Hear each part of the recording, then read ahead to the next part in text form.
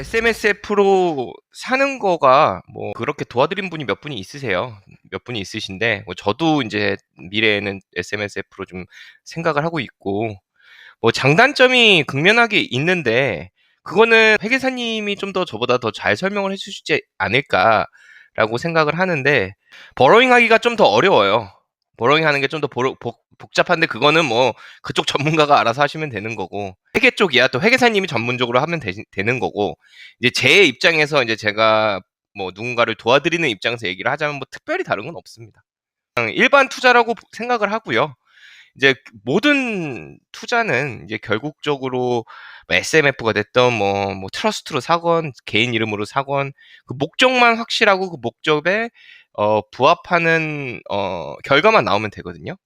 요번에 이제 투자를 하시는 게 뭐 아까 말씀하실 때는 이제 내가 놀고 있는 돈이 좀 아까워서 요번에는 SMS로 투자를 하신다고 말씀을 하셨는데 뭐 제가 개인적으로 SMSF로 투자를 안 하는 가장 큰 이유는 좀 돈이 묶이는 게 싫어서예요. 이제 제가 이제 아무래도 좀 나이가 그나마 좀 젊은 편이다 보니까 굳이 내가 이 나이 때부터 거기다 다 묶여놓을 필요가 있나 라는 생각이 있어서 안 하긴 안 했지만 이제 40대 이제 후반으로 가면은 아마 생각을 저도 할 것 같아요. 근데 저는 아마 커머셜을 좀 생각을 할 것 같은데 네, 이제 뭐 그런 것들이 좀 단점이라면 뭐 유일한 단점이겠죠. 근데 뭐 세금이 워낙 싸니까요, SMSF는. 예, 뭐 그런 것들이 이제 가장 큰 장점이죠.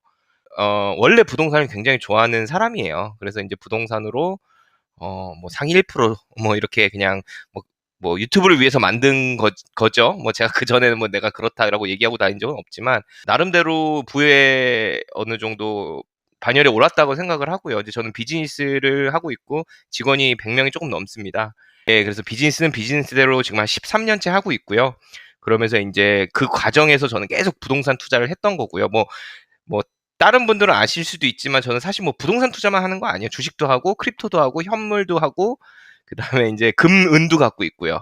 그러니까 예, 많이 투자를 해요, 저는. 개인적으로 하고 있다라는 걸 말씀을 드리려고. 그래서 38살에는 이제 제가 은퇴를 했어요. 이제 은퇴를 해서 근데 이제 세미 은퇴죠. 완전히 이제 나이가 어린데 막 쉴 수가 없으니까 근데 이제 아이들이 제가 4명이 있다 보니까 이제 아이들이랑 좀 많은 시간을 보내야겠다 해서 이제 출퇴근을 하지 않아도 되게 그렇게 하면서 이제 심심해서 유튜브 찍고 이제 뭐 그러다 보니까 여기까지 오게 된 거예요. 다이어트 에이전트로는 사실은 반 취미 생활로 하고 있는 건데 하다 보니까 또 즐겁더라고요. 여러분들 만나고 도와드리고 이러다 보니까 예, 이제 뭐 그렇게 해서 이제 지금까지 왔습니다. 그래서 제가 하는 일은 뭐 어떤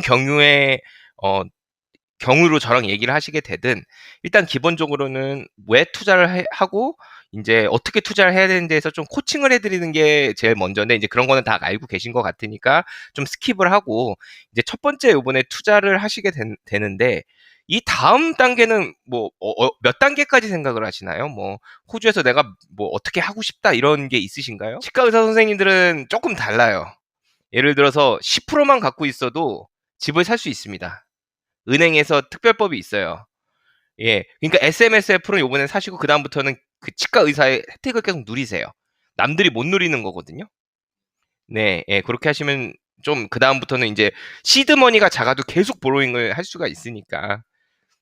지금 제가 도와드리는 분 중에 한 명이 치과 의사세요. 요번에 집을 사셨어요.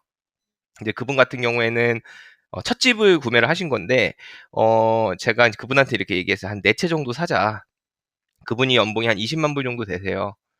20만 불 정도 되시는데 한 4 채 정도 샀으면 좋겠다. 이제 이렇게 얘기를 드렸고 그 대신 싼 걸로 한 50, 60만 불짜리를 4 개를 사자. 왜냐면 렌탈 일드가 굉장히 좋아요. 그 가격대가. 그리고 제가 이제 좀 어, 지금 그분이 사시고 세트라고 일주일 만에 지금 렌트 나갔거든요. 근데 55만 불인가 주고 사셨는데 500불 받아요. 렌트를. 예, 많이 받죠. 예. 그리고 이제 집 자체도 뭐 시티에서 엄청 멀지도 않고 아직은 이제 조금 사람들이 봤을 때 '아 그 동네 조금 이런데.'라고 생각을 하는 동네. 하지만은 이제 뭐 나중에는 아니 뭐 '그 동네라도 들어갔으면 좋겠지.'라는 동네가 될 거죠. 어차피 젠트리피케이션은 계속 이루어지니까 어디든. 네. 그래서 저는 항상 이제 투자 철학이 뭐 뭐 너무 많은 투자 전략들이 있죠. 뭐 블루칩에서 뭐 200만 불짜리, 100만 불짜리 사는 것도 투자 전략일 수도 있는 거고, 아니면은 뭐 이런 식으로 좀 아직 젠티피케이션이 안 일어난데 뭐 50만 불, 60만 불짜리를 사서 나중에 90만 불, 100만 불이 될 때까지 내비두는 것도 한 가지 방법일 수도 있고요. 네, 그리고 이제 일단 지금 렌탈 일드가 괜찮으니까. 그리고 이제 또 저 개인적으로는, 저 같은 경우는 새 것도 많이 사요. 그 이유는 이제 그 디프리시에이션이 크기 때문에.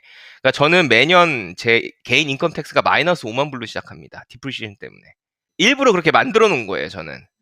네, 그래서 10만 불을 벌면 5만 불에 대한 해금을 내는 거죠, 저는. 그러니까 근데 의사 선생님 같은 경우 이런 것도 많이 쓰세요. 왜냐하면 세금을 아끼는 게 어떻게 보면 렌트비 받는 것보다 훨씬 나거든요. 네, 그렇기 때문에 잘 섞어서 가셔야 돼요.